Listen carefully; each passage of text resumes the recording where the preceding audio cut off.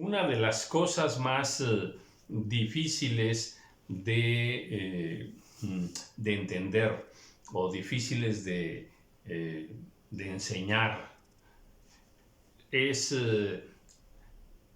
la palabra profética que viene en la Biblia, las profecías que están en la Biblia. Muchas de ellas son muy específicas, son muy directas, muy claras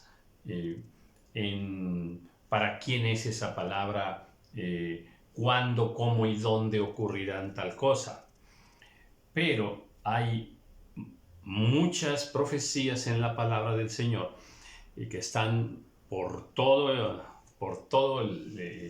los libros de la Biblia, que aún a nosotros, los hijos de Dios, nos causan mucha confusión. Por un lado, el qué quiere decir aquí esta palabra, esta frase, qué quiere decir este versículo. Y a veces, pues, uno lo entiende de una manera, otro lo entiende de otra manera, y cada quien según. Entonces, pues, se hacen muchas posturas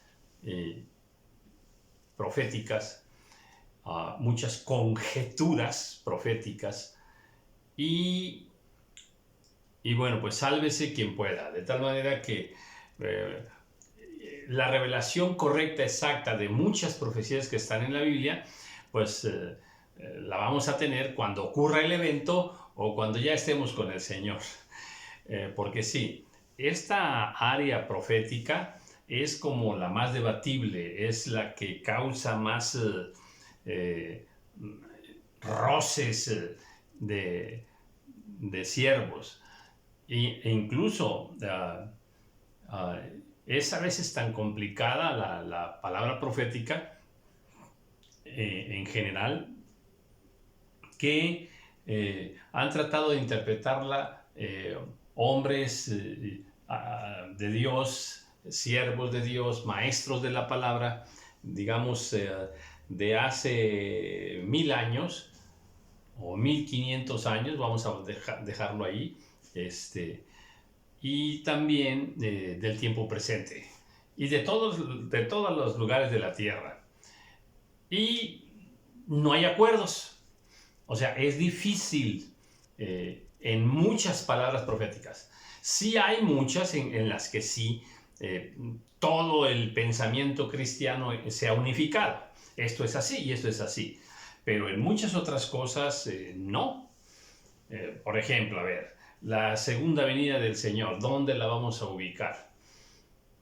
¿Verdad? ¿Al principio de la semana 70, en medio de la semana 70 o después de la semana 70 de Daniel? Y así, pudiera poner muchos ejemplos. Menciono esto porque pues Isaías tiene mucha palabra profética. Entonces, las profecías que están en la Escritura son difíciles de entender, son difíciles de interpretar, son muy difíciles de enseñar, o son uno de los aspectos más complicados es el tiempo en el que va a ocurrir aquello. Tan así que algunos, por ejemplo, puedan decir que esta profecía no se ha cumplido. Todavía faltan muchos años para que se cumpla. Sin embargo, otros dicen, no, esto ya se cumplió. Y de ahí, ¿verdad? Toda esa, pues, tremenda confusión en estos tópicos de la profecía. Basta que ocurra un terremoto, basta que ocurra una guerra, basta que ocurra una inundación o alguna otra catástrofe natural, por ejemplo, inmediatamente, o sea, sucede un evento así trágico o donde hay pues una desgracia en algún país, inmediatamente surgen los profetas espontáneos, los profetas que se acomodan a la noticia Y todos empiezan por ahí a recordar las palabras del Señor de se levantará nación contra nación y vendrá reino contra reino, habrá hambres y pestes en diferentes lugares de la tierra, pero aún no es el fin. O sea, inmediatamente nos vamos a las señales del fin que dio el Señor. Y se llenan las redes de esos versículos preferidos. Ahora, pues nadie sabe dónde es el principio de dolores. O si ya empezó, o es ahorita, o todavía falta para ese principio de dolores. Pero, bueno, nos acomodamos ahí todos. Son verdades de la Escritura, desde luego que son verdades, pero sí,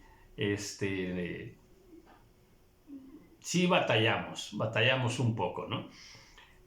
Menciono esto del tiempo porque voy a continuar aquí el libro de Isaías, capítulo 4, el versículo 2. Y bueno, pues por ejemplo aquí dice, en aquel tiempo el renuevo de Jehová será para hermosura y gloria. A ver, en aquel tiempo, la pregunta es ¿en cuál tiempo? O sea, ¿en cuál tiempo? Estas profecías, ¿para cuándo son?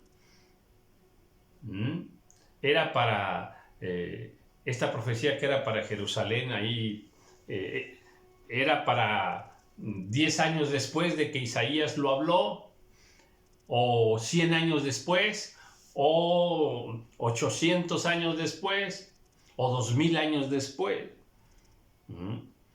En aquel tiempo el renuevo de Jehová será para hermosura y gloria, y el fruto de la tierra para grandeza y honra a los sobrevivientes de Israel. Hasta habla de sobrevivientes de Israel, los que vivan en ese tiempo. Y bueno, pudiera mencionar muchas palabras que están por ahí acerca de en aquel día yo haré esto y esto y esto y vendrá así, así, así. Pero repito y subrayo, nos es muy difícil acomodar el tiempo. Entonces, yo quiero ser transparente, quiero ser así honesto contigo y decirte que no es fácil. Aún los más expertos en teología profética, en escatología, pues aún ellos batallan, y aún ellos no se ponen de acuerdo. ¿Por qué? Porque qué hermoso que Dios haya dejado así como muy abierta estas palabras proféticas para que nosotros, bueno, pues nos esforcemos en tratar de entenderlo, pero no tenemos toda la revelación al respecto. Y acontecerá que el que quedare en Sión y el que fuere dejado en Jerusalén será llamado santo, todos los que en Jerusalén estén registrados entre los vivientes. Bueno, pues nos habla de una etapa de hermosura, de gloria, de grandeza, de honra para los sobrevivientes de ese tiempo en Jerusalén, y que serán llamados santos todos los que en Jerusalén estén registrados entre los vivientes. Pues un tiempo, a veces Dios habla de un tiempo de juicio severo sobre la tierra o sobre Israel o sobre una región, y a veces habla de tiempos gloriosos, como aquí. Dice el versículo 4, cuando el Señor lave las inmundicias de las hijas de Sión y limpie la sangre de Jerusalén de en medio de ella, con espíritu de juicio y con espíritu de devastación. Mire, ¿quiere usted entender un poco al Señor? Bien. Trate de entenderlo con estas dos frases últimas. Fíjese bien. Cuando el Señor lave las inmundicias de las hijas de Sión, limpie la sangre de Jerusalén de en medio de ella. Y ahora vienen las dos frases que quiero que con estas dos frases usted trate de comprender más al Señor. Dice que cuando el Señor limpie la sangre de Jerusalén, atención, dice, con espíritu de juicio y con espíritu de devastación. Qué hermoso es el Señor. A ver, Dios tiene un pueblo santo, que a veces ese pueblo no es tan santo, como en este caso.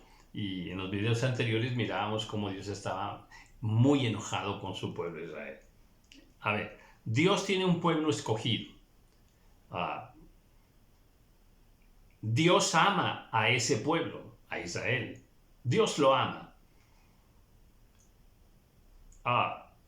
Pero muchas veces, como nos sucede a nivel personal, o sea, cada persona, cada hijo de Dios también pasa por esas etapas, de que así como Israel muchas veces se alejó de Dios, se rebeló contra Dios, se apartó del Señor, se contaminó espiritualmente, así nos sucede también a nosotros como personas, como hijos de Dios, de tiempo en tiempo. Y dice aquí que Dios ama tanto, tanto a Israel, que viene sobre él. ¿Cómo? Sí, con juicio. Dice con espíritu de juicio. Y provoca a Dios circunstancias que van a devastar, que van casi a destruir por completo, casi por completo a su pueblo Israel. Aunque siempre Dios ha dejado un remanente. Entonces Dios permite juicio y devastación sobre su pueblo Israel al que ama, como a veces Dios permite sobre tu vida o sobre la mía alguna situación de juicio y algo que nos tiene devastados. Dios está en control de todas las circunstancias que te rodean. Ninguna circunstancia de tu vida que vino contra ti, contra tu economía, contra tu familia, contra tu salud, ninguna circunstancia que haya venido contra ti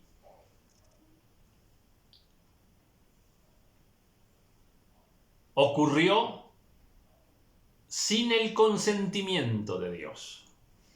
O sea, todo lo que nos sucede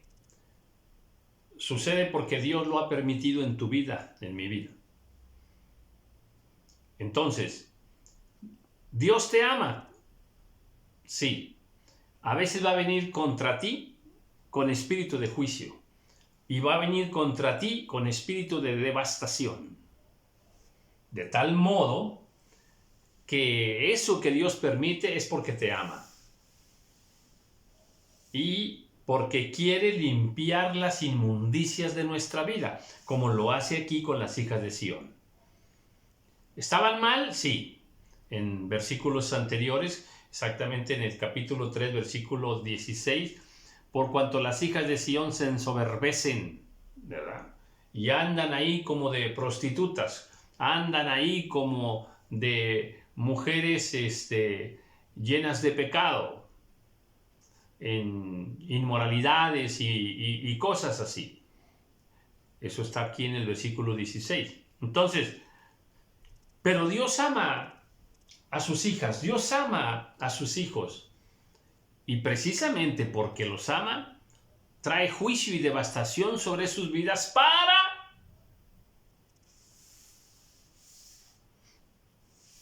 para salvarlos, para amonestarles, para darles una lección, para que no se pierdan, para que se arrepientan de todo lo que estamos haciendo mal. Versículo 5. Y creará Jehová sobre toda la morada del monte de Sión y sobre los lugares de sus convocaciones, nube y oscuridad de ella y de noche. Nube y oscuridad de día. Y de noche resplandor de fuego que eche llamas, porque sobre toda gloria habrá un dosel. Aquí esta escritura que nos habla de que Dios va a venir sobre los lugares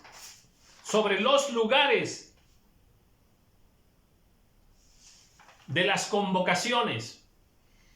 Si las convocaciones eran convocaciones de pecado, eran convocaciones hacia otros dioses, por ejemplo, pues Dios viene sobre esas convocaciones. Y si las convocaciones ya ahora son para el Señor porque ya volvimos en sí, pues entonces indudablemente que Dios se agrada de ello y también se va a manifestar. O sea, así como Dios se manifiesta con juicio y devastación cuando andamos mal, Dios se manifiesta con gloria, Dios se manifiesta con fuego consumidor, Dios se manifiesta con honra, con bendición para su pueblo.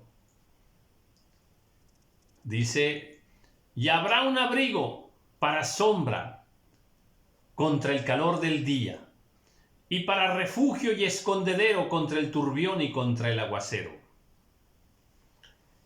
O sea, finalmente, Dios nos pone una prueba, pero nos da la salida. Nos da la salida. Dice, y habrá un abrigo para sombra contra el calor del día. O sea, aunque viniere calor abrasador, dice, aún con todo, enviaré calor abrasador, pero te daré abrigo. Dice, para refugio y escondedero contra el turbión y contra el aguacero. Va a venir contra ti una tormenta. Va a venir contra ti un ciclón. Va a venir contra ti un terremoto. Va a venir contra ti un aguacero. Sí, va a venir, dice, pero habrá para ti un refugio para que te escondas. Habrá para ti un refugio para que te escondas. Qué bello es el Señor. En verdad, qué bello. Entonces, tratemos de entender a Dios. Qué hermosa manifestación del Señor sobre nuestras vidas. Nos ama y nunca nos abandona. Nos ama y siempre está presto para ayudarnos, para socorrernos. Desde luego que lo que Él quiere es que ordenemos nuestros caminos. Eso es lo que más al Señor le agrada, que caminemos con Él. Capítulo 5. Ahora cantaré por mi amado el cantar de mi amado a su viña.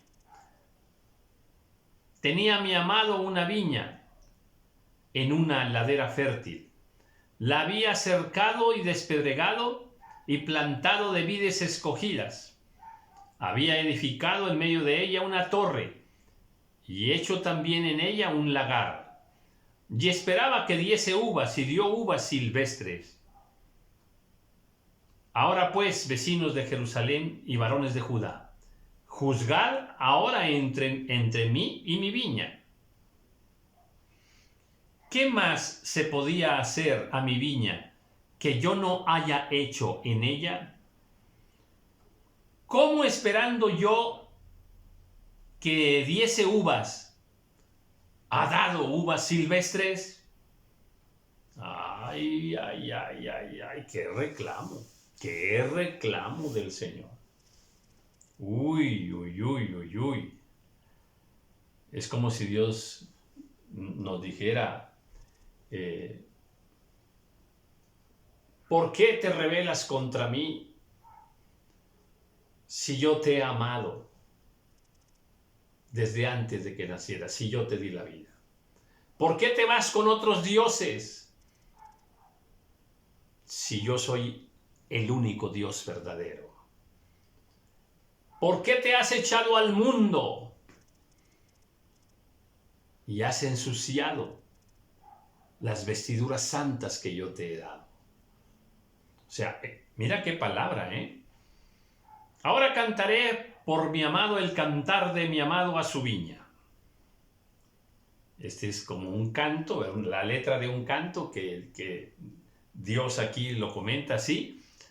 Y dice, tenía mi amado una viña en una ladera fértil. O sea, yo te hice vivir en un lugar espacioso, en un lugar bello. Mira, tenías una viña en una ladera fértil. O sea, había buena tierra, salían buenos frutos, la lluvia llegaba a su tiempo. No te faltaba nada, yo te lo di todo. Y me has despreciado. Y te has ido con otros dioses. Y ya no estás en el primer amor. ¿Qué pasó contigo? Dice, la había cercado y despedregado y plantado de viñas, de vides escogidas. Fíjate, si había hecho un trabajo muy bello en aquella tierra que yo te regalé, que yo te presté, habías hecho un gran trabajo y se habían plantado muchas vides de las mejores plantas tenías allí. Había edificado en medio de ella una torre y hecho también en ella un lagar. Tenías todo.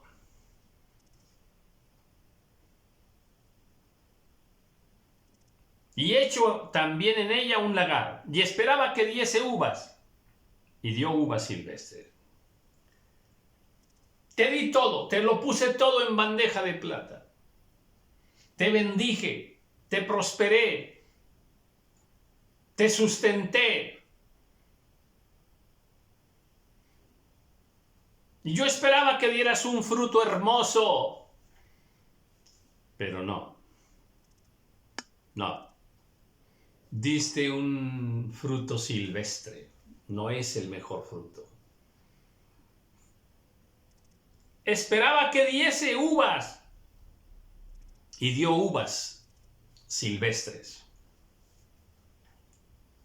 Ahora pues, le habla a Jerusalén y a Judá, juzgad ahora entre mí y mi viña. O sea, esa viña era mía. Yo te puse en esa viña.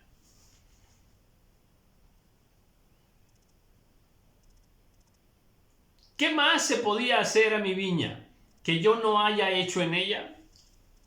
A ver, ¿qué te faltaba? Yo te lo di todo. ¿Qué te faltaba? Te puse en una nación donde gozaste de libertad para predicar mi palabra. ¿Por qué no lo hiciste? Te hice vivir en un tiempo de paz mundial. ¿Y de qué sirvió todo eso a tu vida? No lo aprovechaste.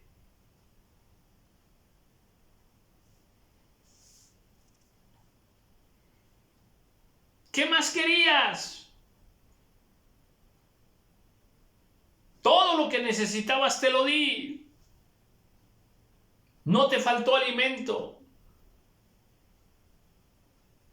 Dones y talentos los tenías, yo te los di. ¿Qué más querías? No te faltó el pan de cada día. ¿Cómo esperando yo que diese uvas? Ha dado uvas silvestres. ¿Por qué?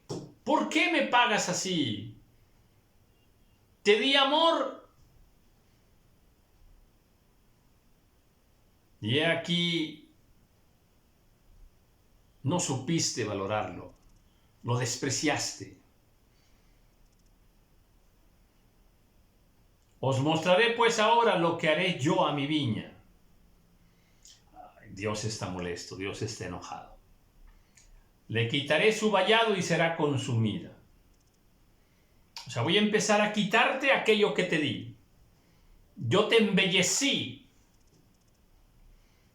Te di recursos económicos y los despreciaste. Te fuiste más a cosas del mundo. Apreciaste más las cosas del mundo. Gastaste tu riqueza en el mundo. Le quitaré su vallado y será consumida. ¿Sabes una cosa? Estoy molesto contigo. Vienen días difíciles sobre ti. Aportillaré su cerca y será hollada. Había una cerca de protección sobre esa viña.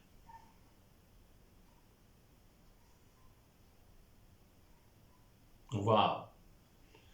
Yo te había dado protección. Ahora voy a quitarte ese cerco de protección sobre tu vida, sobre tu casa, sobre tus hijos.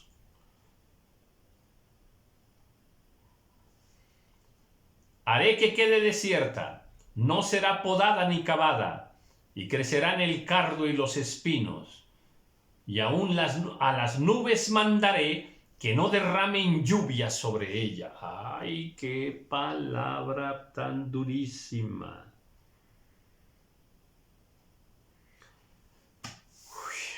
Y esta palabra me estremece, me sacude y espero que no me lo tomes a mal, por favor.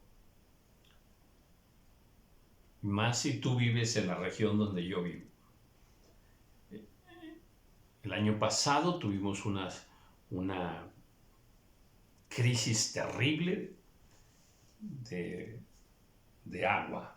Nos faltaba el agua, pero de una manera como nunca se había visto en esta región. Yo vivo en una región de 6 millones de habitantes y empezó a faltarnos el agua. Fue muy duro, ¿eh? En verdad fue muy duro. Y en ese tiempo subí un video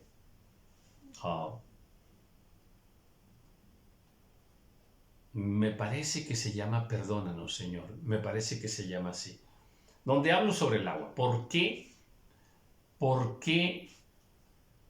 O sea, ¿qué dice la Biblia de por qué Dios no manda la lluvia a una región? Y subí ese video, y en ese video, bueno, pues con textos bíblicos como este, haré que quede desierta, no será podada ni cavada, y crecerán el cardo y los espinos, y aún a las nubes mandaré, que no derramen lluvia sobre ella. Ay, Dios mío, Dios mío. Dije que espero que no me lo tomes a mal, pero creo que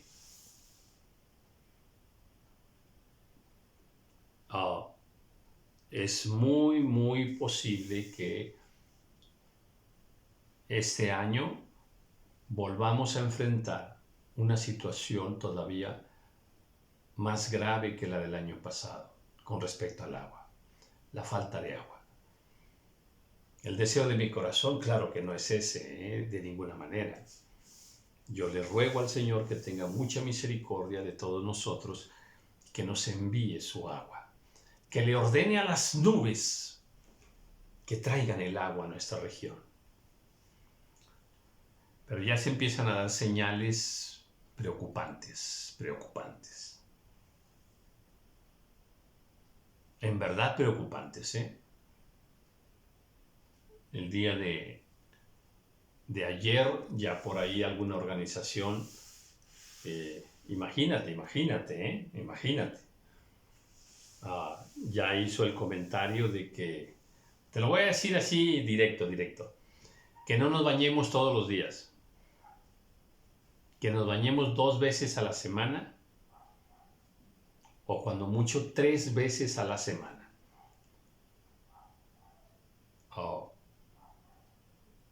Ya empieza a preocupar la situación del agua, ¿eh? En lo personal, creo que las autoridades sí le están prestando mucha atención. El año pasado, cuando empezó la crisis, me parece que tardaron demasiado en poner medidas disciplinarias para con el agua. Los cortes de agua y todo eso, programados. Qué bueno que ahorita ya se estén tomando medidas, porque todavía es una situación bastante grave, muy delicada. Bueno, pues Dios estaba molesto con Jerusalén. Te di todo y lo desperdiciaste. ¿Sabes qué? Haré que quede desierta mi viña, mi pueblo, y que ya no dé fruto. Es más, en lugar de frutos van a crecer cardos y espinos. Cardos y espinos.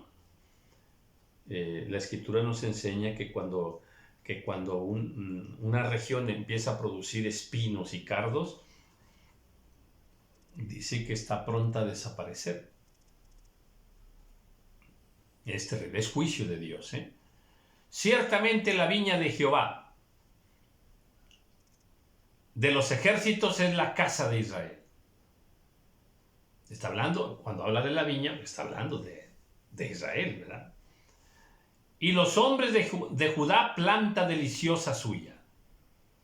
Esperaba juicio y he aquí vileza, justicia y he aquí clamor.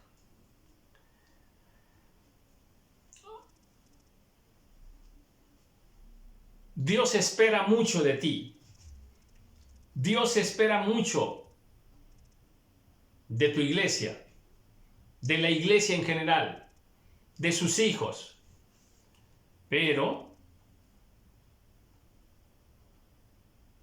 a veces lo que Dios espera de nosotros no se lo damos. Dios espera santidad de nosotros y nosotros nos ensuciamos.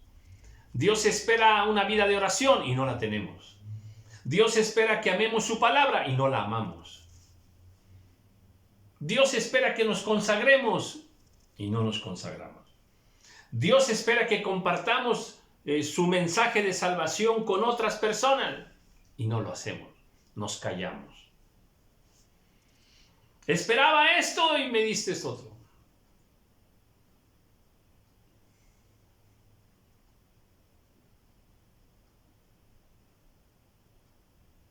Qué palabra, ¿eh? Dije al principio, atención con esto, que es asombrosa la palabra del Señor. Al principio comenté sobre lo que es la profecía y lo difícil que es entenderla, interpretarla, enseñarla, acomodarla al tiempo correcto.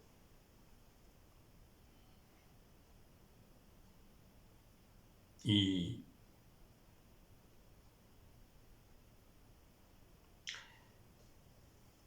lo asombroso es que muchas palabras que están aquí, que fueron dichas en un tiempo, para un pueblo o para una persona, son palabras tan perfectas y describen la condición de una nación, de una familia, de una persona, en fin, que aunque se escribieron hace miles de años, pareciera como que se escribieron ayer para nosotros hoy. O sea, se nos acomoda perfectamente la palabra. Eso es algo maravilloso, maravilloso. Porque estamos hablando de una palabra que Isaías escribió, pues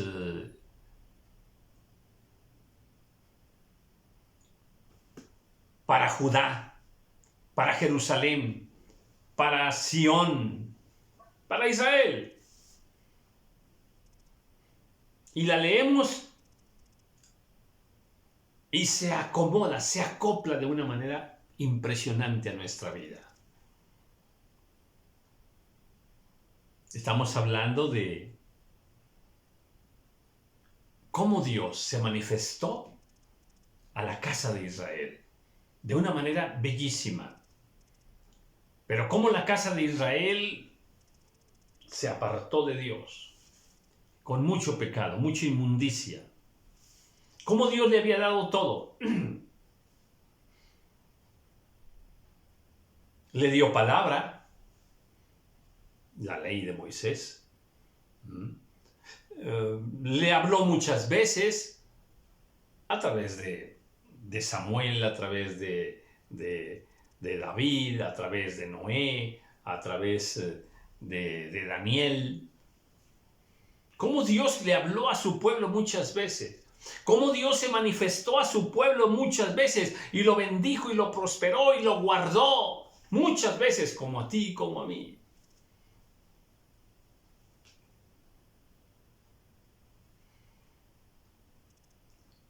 Y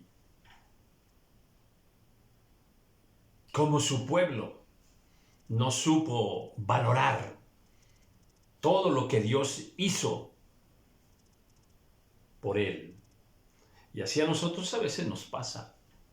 Sí, en verdad nos pasa. Sí. A veces pues nos empieza a ir un poquito bien, somos bendecidos y prosperados, y a veces esa prosperidad nos echa a perder, nos echa a perder. O sea, déjame decírtelo en términos así llanos y directos. A veces por cuestiones de trabajo, de negocios, nos empieza a ir muy bien económicamente. O sea, empezamos a ganar dinero. Y en muchísimas ocasiones, ese dinero nos echa a perder. Nos cambia, nos aleja de Dios. Nos volvemos soberbios y altivos.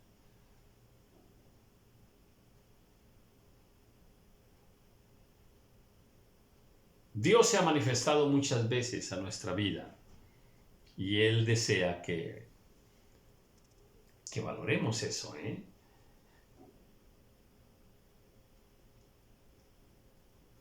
Y si no entendemos, Dios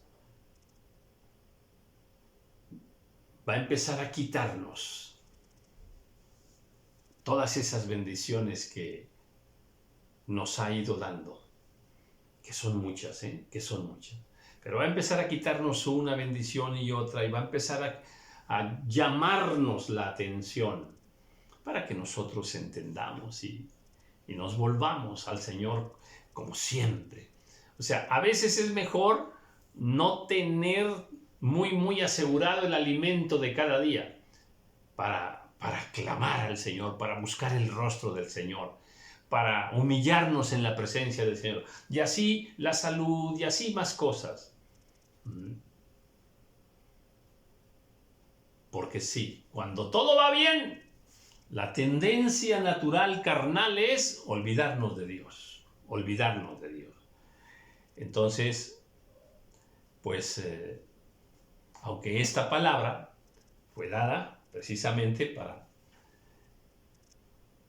para Israel en una circunstancia dada, en un tiempo dado, reflexionemos y tomemos de ella un aprendizaje para nosotros. Yo espero en el Señor que no andemos así como Israel, pero bueno,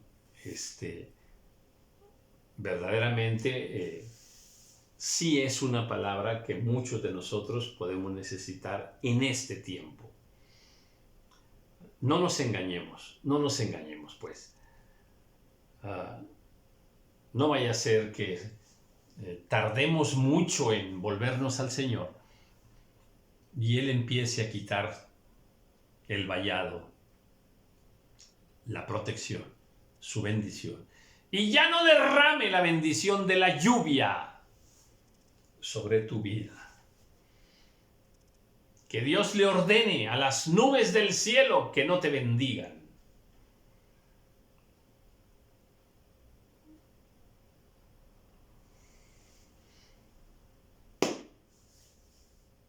Dios no confía en ti. Otra vez, hay 2 versículos en la palabra del Señor que nos dice que Dios no confía en sus santos. Dios no confía en sus hijos.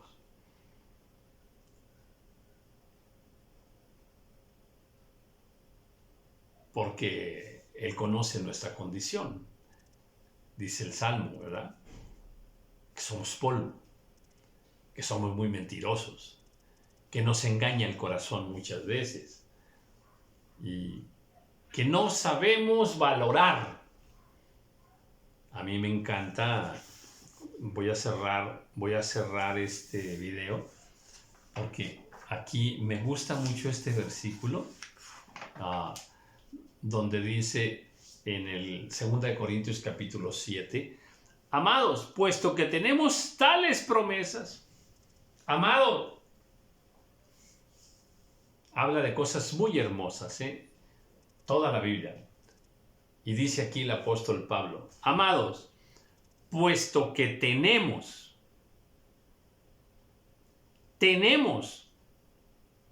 tales promesas, o sea, tenemos las promesas más hermosas. Nadie tiene las promesas más bellas sobre su vida como nosotros los hijos de Dios. Las más grandes promesas que Dios haya dado, las ha dado para nosotros, sus hijos. En verdad somos muy privilegiados por el amor de Dios, por la misericordia del Señor. Dice, bueno, puesto que tenemos tales promesas, limpiémonos de toda contaminación. Limpiémonos de toda contaminación. O sea, valoremos, porque acá Jerusalén dice, no valoró. Yo esperaba esto y me dieron esto otro. Esperaba esto bueno y me dieron. Esperaba uvas de las mejores uvas y me dieron uvas silvestres, chiquitas y sin jugo. Yo conozco las uvas silvestres. Son muy diferentes a las uvas de una viña bien trabajada, bien producida. No seamos malagradecidos. Tenemos maravillosas promesas, tenemos muchas bendiciones de nuestro Dios. Nuestro Dios es el más grande, el más fuerte, el más fiel, el más hermoso, el todopoderoso. Es nuestro Dios. Entonces, si Él espera de nosotros consagración, espera fe. Si Él espera de nosotros fruto que glorifique su nombre, bueno, esforcémonos en su gracia por agradar al Señor. En el nombre del Señor le envío muchas bendiciones. Amén.